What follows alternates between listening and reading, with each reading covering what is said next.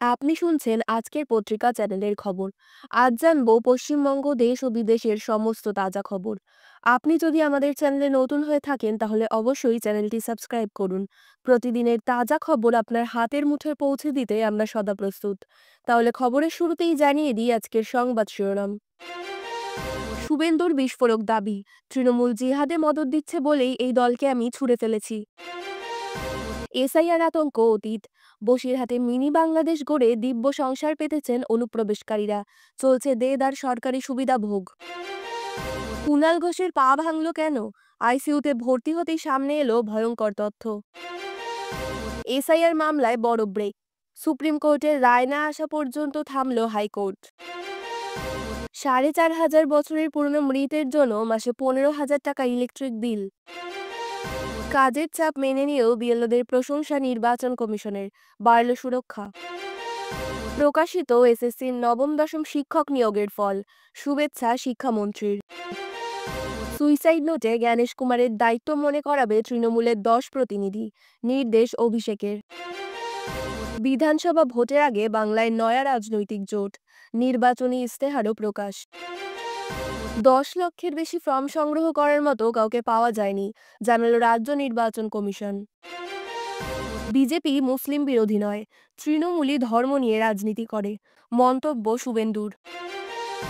পরপর সুপারহিট দিলেও বলিউডের সুপারস্টার খেতাব কোনোদিনই জোটেনি ধর্মেন্দ্রের কপালে।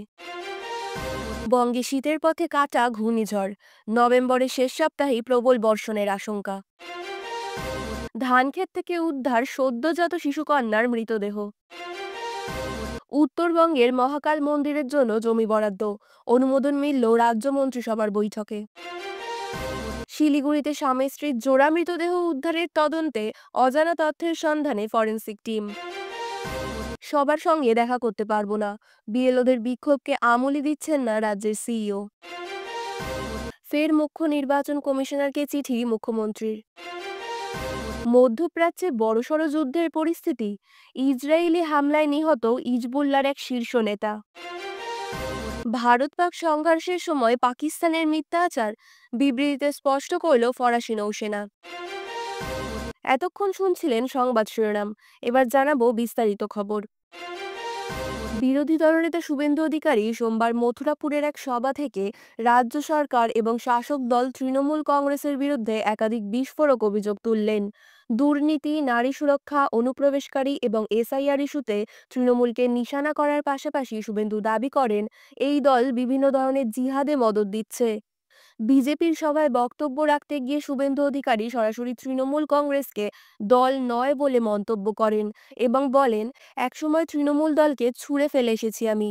মুখ্যমন্ত্রী মমতা বন্দ্যোপাধ্যায়কে আক্রমণ করে তিনি বলেন, আমি যদি সেই দিন নন্দীগ্রামের মানুষকে নিয়ে লড়াই না করতাম তাহলে দিদি থেকে দিদিমা হয়ে যেতেন, মুখ্যমন্ত্রী হতে হতো না। এর আগে ল্যান্ড জিহাদ নিয়ে মন্তব্য করে শুভেন্দু অভিযোগ করেছিলেন, তৃণমূলের মদতে অনুপ্রবেশকারী এবং রোহিঙ্গারা রাজ্যে ঢুকে জনজাতিদের জমি দখল করছে। সোমবার তিনি ধর্ম জিহাদ এবং খাদ্য জিহাদের মতো আরও কয়েকটি জিহাদের উদাহরণ টানেন। বিরোধী দলনেতার কথায়, বাংলাদেশি অনুপ্রবেশকারী এবং রোহিঙ্গারা ঢুকে ন্যায্য নাগরিকদের রেশন ছিনিয়ে নিচ্ছে, এটাই খাদ্য জিহাদ। একইভাবে জমি দখলের ঘটনাকে তিনি ল্যান্ড জিহাদ বলে উল্লেখ করেন। শুভেন্দু হুঁশিয়ারি দেন, এই পরিস্থিতি চলতে থাকলে গোটা রাজ্যই এদের দখলে চলে যাবে। তাই এসআইআরকে সমর্থন করে তৃণমূল সরকারের অবসান ঘটানোর জন্য তিনি সকলের প্রতি আহ্বান জানান। এসআইআর ইস্যুতে শুভেন্দু এবং বিজেপির নেতারা প্রথম থেকেই তৃণমূলের বিরুদ্ধে সরব। বিরোধী দলনেতা এর আগে দাবি করেছিলেন যে এসআইআর হলে ১ কোটিরও বেশি অবৈধ ভোটারের নাম বাদ যাবে, যা আদতে তৃণমূলের ভোট ব্যাংক। তিনি প্রশ্ন তোলেন, ভারতীয়রা তাকে ভোট দিয়ে বিধায়ক করুক, কিন্তু অভারতীয়রা কেন ভোট দেবে? এই কারণে তিনি নির্বাচন কমিশনকে সম্পূর্ণ সহযোগিতা করার ডাক দেন। বিজেপির দাবি, এসআইআর এর মাধ্যমে মৃত এবং ভুয়ো ভোটারদের নাম বাদ যাবে, যা তৃণমূল ভোট ব্যাংক হিসেবে ব্যবহার করছে। যদিও তৃণমূল পাল্টা অভিযোগ করেছে, বিজেপি নির্বাচন কমিশনকে ব্যবহার করছে, যা ন্যায্য ভোটারদের নাম বাদ দিতে চাইছে শুধু নিজেদের ভোট ব্যাংক বাড়ানোর জন্য। এই ইস্যু নিয়েই বর্তমানে রাজ্য রাজনীতিতে তরজা তুঙ্গে। তৃণমূল কংগ্রেস নেতা কুণাল ঘোষের স্বাস্থ্য নিয়ে গভীর উদ্বেগ তৈরি হয়েছে। গুরুতর আঘাত নিয়ে তাকে সল্টলেকের একটি বেসরকারি হাসপাতালে ভর্তি করা হয়েছে। হাসপাতাল সূত্রের খবর, পড়ে গিয়ে তার ডান পায়ে টিবিয়া এবং ফিবুলা মারাত্মকভাবে ক্ষতিগ্রস্ত হয়েছে। একাধিক জায়গায় ফ্র্যাকচার ধরা পড়েছে বলেও জানা গিয়েছে।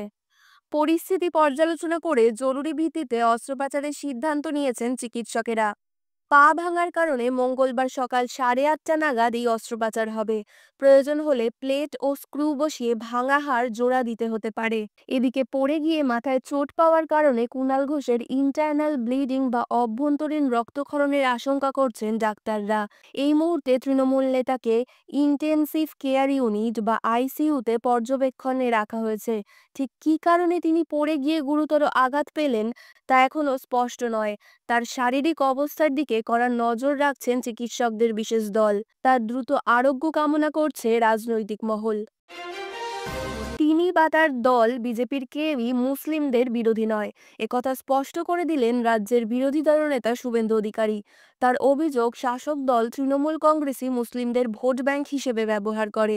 দক্ষিণ 24 পরগনার মন্দির বাজারে বিজেপির পরিবর্তন যাত্রা কর্মসূচির অংশ হিসেবে একটি জনসভায় ভাষণ দিচ্ছিলেন শুভেন্দু। সেখানেই তিনি অভিযোগ করেন যে তৃণমূল সাম্প্রদায়িক রাজনীতিতে জড়িত এবং এক ধর্মের বিরুদ্ধে অন্য ধর্মকে উস্কে দেয়। শুভেন্দু বলেন, তৃণমূল একটি মিথ্যে আখ্যান তৈরি করেছে এবং এমন ধারণা দিয়েছে যে বিজেপি মুসলিম বিরোধী।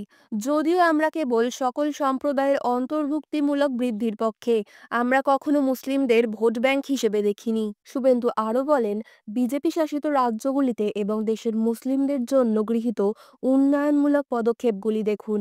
ভারতীয় মুসলিমরা ভোটার তালিকার বিশেষ নিবিড় সংশোধনকে সমর্থন করছেন, যা শুধুমাত্র অবৈধ বাংলাদেশি অনুপ্রবেশকারী ও রোহিঙ্গা অভিবাসীদের ভোটার তালিকা থেকে বাদ দেওয়ার লক্ষ্যে করা হয়েছে। শুভেন্দু বলেন, এসআইআর কার্বলিক অ্যাসিডের মতো, যা জিহাদি সাপদের তাদের গর্ত থেকে বের করে দেবে। যারা তৃণমূলের সমর্থনে অবৈধভাবে এখানে বসবাস করছেন, দয়া করে এখনই চলে যান। আমরা আপনাদের আটকাবো না। দক্ষিণ 24 পরগনায় যারা ভোটারদের ভয় দেখাচ্ছেন, তাদের এবার নিজেদের পথ পরিবর্তন করার সময় এসেছে। অন্যথায় আপনারা জনগণের রোষের মুখে পড়বেন। ফের মুখ্য নির্বাচন কমিশনারকে চিঠি দিলেন মুখ্যমন্ত্রী মমতা বন্দ্যোপাধ্যায়। এসআইআরের কাজে বাংলা সহায়তা কেন্দ্রের কর্মীতে অনীহা কেন, প্রশ্ন তুললেন মুখ্যমন্ত্রী। সিইও দফতরে কর্মী থাকা সত্ত্বেও কেন বাইরে থেকে নিয়োগ করা হলো? তার দাবি, বিশেষ রাজনৈতিক দলকে সুবিধা পাইয়ে দেওয়ার চেষ্টা চলছে। কমিশনের প্রস্তাবে প্রশ্ন তুলে চিঠি দিলেন মমতা বন্দ্যোপাধ্যায়। দুটি বিশেষ বিষয় নিয়ে এই জরুরি চিঠি দেওয়া হয়েছে বলে জানিয়েছেন মুখ্যমন্ত্রী। তাতে লেখা হয়েছে, চুক্তিভিত্তিক ডেটা এন্ট্রি অপারেটরদের দিয়ে কাজ করানো যাবে না বলে নির্দেশ দিয়েছেন রাজ্যের সিইও। বাংলায় সহায়তা কেন্দ্রের কর্মীদের দিয়েও কাজ না করানোর কথা বলা হয়েছে।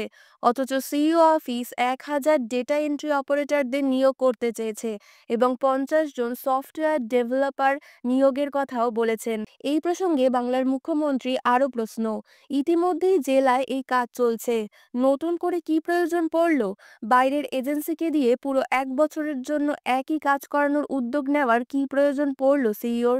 এর আগে গত 20 তারিখ মুখ্যমন্ত্রী জাতীয় নির্বাচন কমিশনার জ্ঞানেশ কুমারকে চিঠি দিয়ে বিএলওদের ওপর চাপ প্রয়োগের অভিযোগ আনেন। তার বক্তব্য ছিল, বিএলওদের ওপর অমানবিক চাপের অভিযোগ আনা হচ্ছে।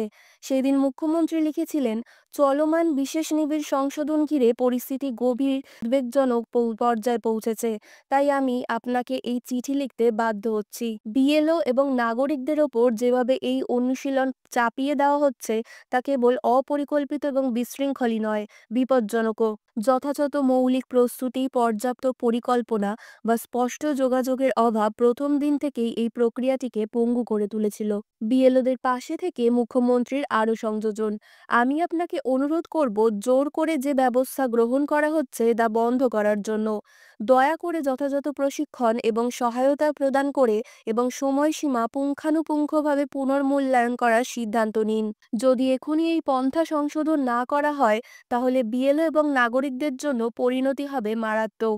নির্বাচনী প্রক্রিয়া এবং আমাদের গণতান্ত্রিক কাঠামোর অখণ্ডতা স্বাধীনতা রক্ষা করার জন্য এই হস্তক্ষেপ কেবল প্রয়োজনীয় নয়, বরং অপরিহার্য।